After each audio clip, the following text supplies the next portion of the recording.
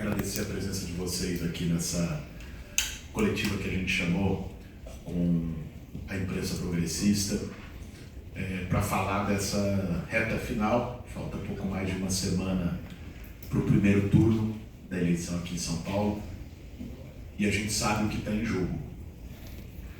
Em primeiro lugar, logicamente, o futuro da cidade de São Paulo.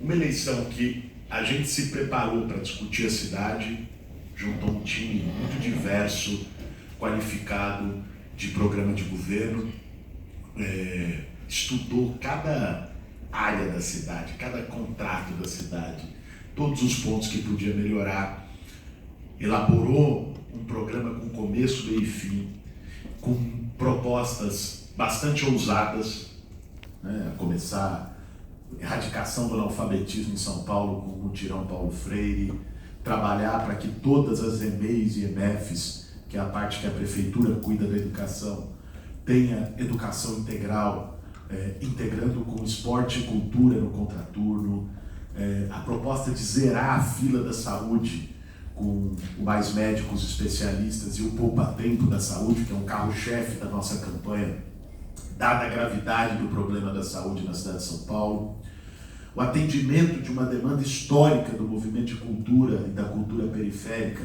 da gente destinar até o 4º ano de governo 3% do orçamento da cidade para a cultura, para o investimento em cultura, para o fomento à cultura, a proposta de fazer um programa inovador nas periferias da cidade, que é o Periferia Viva, com urbanização de favela, regularização fundiária, moradia e integrado com melhoria habitacional, que esse é um tema que a gente, desde que eu atuava no Movimento Sem Teto, sempre lidou muito, porque o déficit habitacional não é só a falta de moradia, as pessoas que vivem em situação de rua. O déficit habitacional também é as pessoas que têm a sua casa na favela, mas precária, porque foi por autoconstrução, e aqui nós estamos falando de milhões de pessoas na cidade de São Paulo, que a casa não tem reboco, que por isso o conforto térmico, ainda mais nesses períodos de temperatura extrema, é terrível, que por não ter reboco tem umidade, gera problema respiratório, bronquite, principalmente na criançada. Então o nosso programa Periferia Viva envolve um pacote de melhoria habitacional, inclusive por mutirão nas comunidades, a prefeitura dá condições de rebocar, pintar as casas, melhorar as casas das favelas. Nossa proposta em relação à população em situação de rua, discutida com o Padre Júlio, com todas as entidades que trabalham com população em situação de rua, nossa proposta é para o centro, que passa por transformar imóvel abandonado em situação ilegal, sem função social, em moradia popular também no centro da cidade. Ou seja, um conjunto de propostas que expressa a ousadia e um projeto de mudança para a cidade de São Paulo. Sem falar no enfrentamento a interesses em contratos escusos da prefeitura, como o que eu já afirmei, inclusive em debate entre os candidatos, da gente revogar a privatização dos cemitérios na cidade de São Paulo, que criou uma indústria da morte, da gente rever cada contrato das empresas de ônibus, por toda a sacanagem que tem tido, além da infiltração do crime organizado, nessa gestão do Ricardo Nunes. Ou seja, a gente se preparou para apresentar um projeto para a cidade de São Paulo.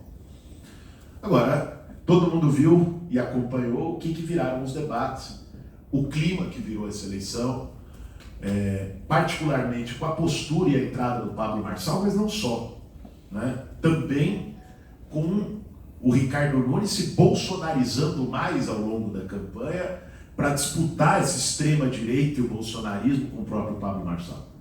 O cara, na semana passada já virou contra a vacina, antes já tinha dito que o 8 de janeiro não foi tentativa de golpe, que o Bolsonaro fez tudo certo na pandemia. Que ele errou fechar tudo. Que errou na quarentena, que o Bruno Covas, quer dizer, traindo inclusive a memória do Bruno, que era nosso adversário político, quem eu enfrentei na última eleição, mas que ao menos não era negacionista e bolsonarista. Então, a eleição foi para um nível rebaixado de debate, em que os ânimos acirrados E também a polarização política ganhou uma centralidade maior do que a gente poderia imaginar.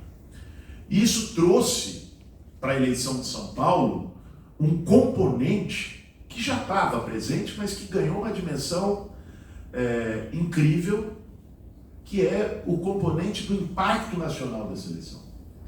É o seguinte, o que acontecer aqui em São Paulo não é que vai ajudar a definir 2026, vai ajudar a definir 2025. Porque se acontece a tragédia de qualquer uma dessas versões do bolsonarismo ganhar aqui, isso enfraquece o governo do presidente Lula.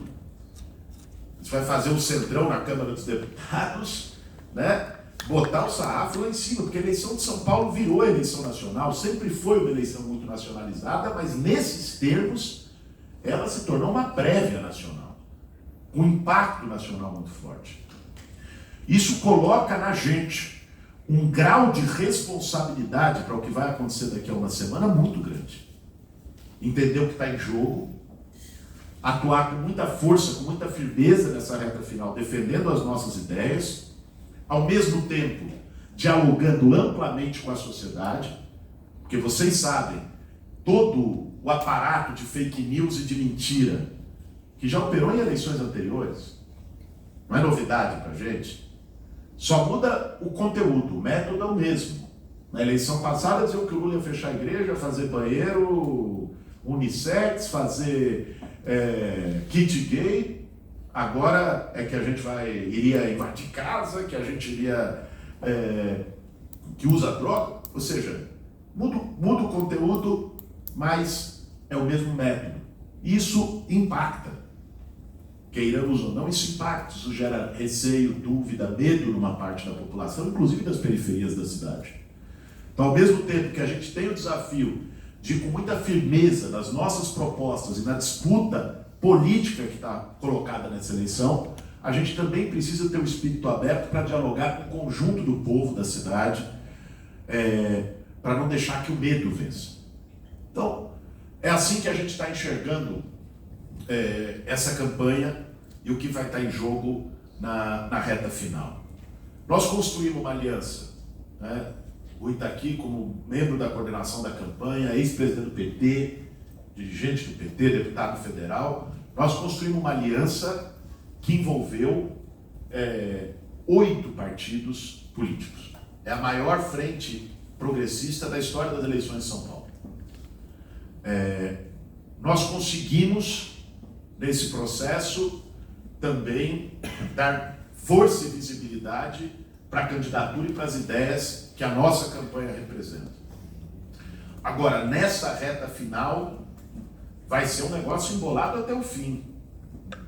E a gente vai precisar de todo mundo, de toda a militância, de todo o campo progressista unificado, para que a gente consiga chegar no segundo turno com força e com condições de ganhar a eleição. Pesquisa, sabe, pesquisa é uma referência, né? Longe de nós sermos os negacionistas de pesquisa, muito menos de urna. Agora vocês veem que elas têm apontado caminhos bastante diferentes, a depender do instituto, a depender da pesquisa, né? Você pega o Datafolha, que saiu ontem, aponta a gente empatado com o Nunes, tecnicamente, e um certo crescimento do Marçal, né? E esse mesmo Datafolha diz que o Nunes ganharia no segundo turno da gente, que a gente ganharia do Marçal. Você pega o Atlas, que aliás foi o instituto que mais acertou nas últimas eleições. Nós estamos 8 pontos na frente dos dois, com os dois empatados e a gente ganhando dos dois no segundo turno, né? Você tem um cenário que traz indefinições. Então, isso torna ainda mais necessário um nível de engajamento nessa reta final que seja decisivo, independente de quem a gente for enfrentar no segundo turno, mas garantir a nossa vaga e bem, né? Chegando bem no segundo turno, porque ali vão ser 3 semanas, e digo a vocês, pelo nível que a gente tem visto, tanto do Pablo Marçal, sobretudo porque ele representa esse bolsonarismo mais violento, mas também do Ricardo Nunes, que tenta se vender como bonzinho tenta se vender como civilizado, mas faz eco a todas as mentiras, as fake news, usa a máquina de maneira descarada e fez uma aliança de projeto com o bolsonarismo, que qualquer um que a gente enfrente no segundo turno será uma guerra. Será uma guerra de 3 semanas. E a coesão do campo progressista, a coesão da militância progressista, a atuação nessa reta final vai ser muito importante. Então eu queria deixar esse apelo e essa colocação inicial. Não sei se Rui e Camila querem fazer um complemento, seja do programa, o Rui também, geral da campanha. Estou aqui para dar apoio moral. Apoio moral, com apoio moral do Rui Falcão e da Camila, eu encerro essa fala inicial para poder responder as perguntas de vocês. Obrigado, gente. Mais uma vez, obrigado por terem atendido ao nosso convite, ao chamado de fazer essa coletiva.